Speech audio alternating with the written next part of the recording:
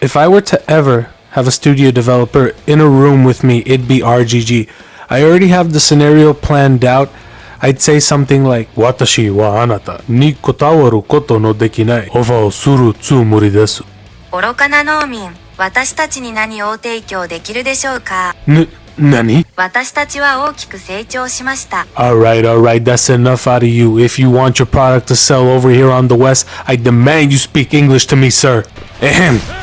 I can speak for every single Yakuza fan that we deserve a Kiwami 3, and I will speak in the common language we both share. Money. Now that I have your attention, you will receive a lot of money if you put all your resources into this project. Now, about the game itself, Yakuza 3, the original and the remastered, is still fairly playable, but playable doesn't mean enjoyable, which is already not. By far, it's got one of the best stories in the whole franchise, arguably. So stick around, let's get into this, huh? You have an exclusive environment to the game, being Okinawa. It is rich in characters, from all the children in the orphanage to the multiple Yakuza factions and the civilians in Kamurocho. The groundwork is there, you already have everything to work with, just take what you have and make it better. What I mean by make it better is the gameplay. It just sucks. Combat is not fun here, and it's a shame because this is the first Yakuza game on the PS3 for the 7th generation console, and you guys did a fantastic job, don't get me wrong. The new added heat moves are amazing. The animation for them is beautiful to look at. The skills you pick up along the way, the upgrade tree is one of the most underrated ones in the franchise's history. All the OG patriarchs out there still yearn for a leveling system like this. Not that garbage one from Yakuza 6 or Kiwami 2. No. This is what a real leveling system looks like, guys. The introduction to the Ryuta family in Okinawa, magnificent. To this day, Rikia is a fan favorite. He earned my Goodest Boy award in this game. I don't just give that out to anyone, you know. Bonding with the children shows a side to Kiryu like no other, because we get to see the actual man this time for a change. When Kiryu is out doing Yakuza business, that's technically his job. He's working, he's not having fun, he's supposed to be serious and grumpy and tense, but not here. In the orphanage, we finally get to see the man. He drops all layers of tension and he's enjoying his life with his loved ones. The only time we ever get to see Kiryu actually being human is in Yakuza 3 and in Yakuza 6. 3 being the pinnacle of it. Chronologically speaking, this is the second time he's getting reeled back into the Yakuza gig, but this time it's so much different. It actually has meaning. Stardust という店がある。その店のオーナーをしている和樹という男に会ってくれ。In the first game, he serves his 10-year sentence, and he's going back to Kamurocho to pick up the pieces where he left off. Once you wrap up the first game, the only reason why Kiryu comes back in the second one is because he learned his actions had consequences, so he still had to pick up the pieces. But after that, after the 2-year time gap, he actually had a happy ending.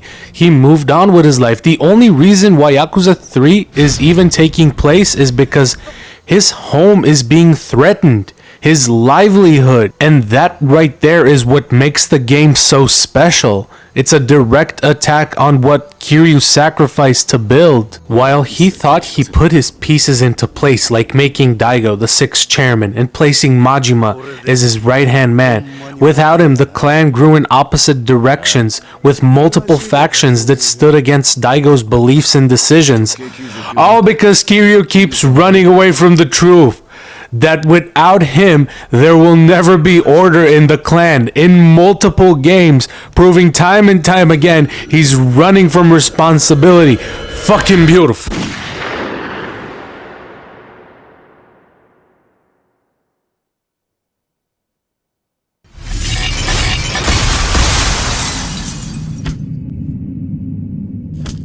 So apart from good writing and storytelling, what else could you offer me that you already haven't? A main antagonist that people talk about to this day being one of the most underrated in the entire series to most fans of the franchise. Not that I didn't think much of Ryuji Goda or Nishikiyama, they're clear contenders for the top villain as well, but Mine is my number one rival to Kiryu. I didn't expect this level of writing into an antagonist my first time playing the game.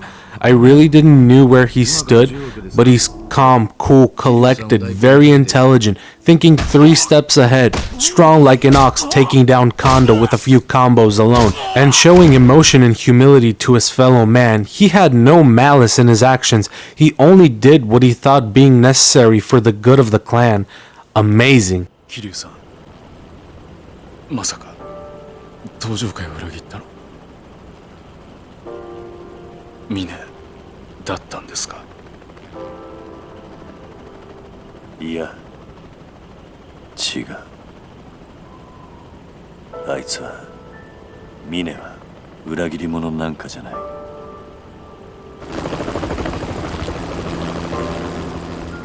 This game should be on a pedestal, high above, reigning supreme from the rest.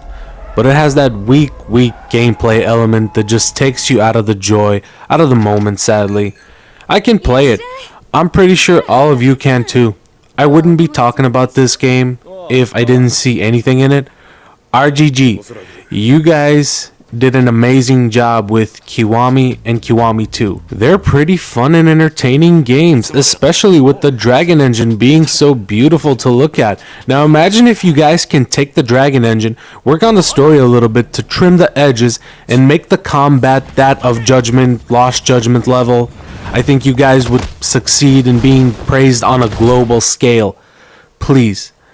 I hope this video reaches out to you guys in some shape or form.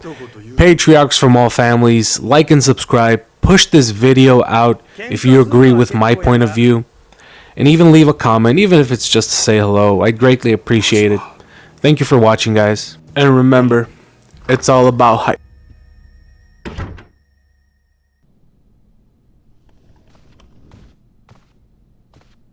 会長、リチャードソン様からお電話です。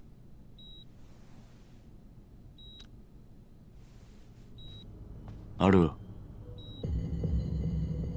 OK, got it. No, there's no change in the plan. Bye. いらっしゃい。